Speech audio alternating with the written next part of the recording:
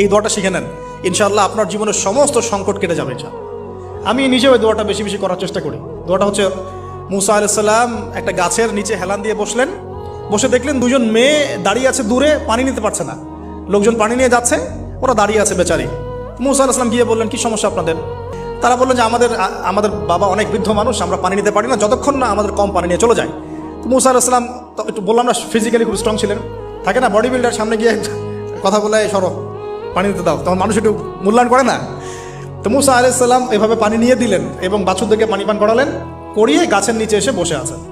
বসে বসে তিনি দোয়া করছেন, এই যে দোয়াটা তিনি দোয়া করছেন, রব্বি, একটা নেক কাজ করলেন, নেক কাজ করলেন না, মানুষের উপকার করলেন, নেক কাজ করে এসে গাছের নিচে বসে দোয়া করছেন, আল্লাহ এখানে তো আমার খাবার পানি বাসস্থান কিছুই নাই, আমি কি করব?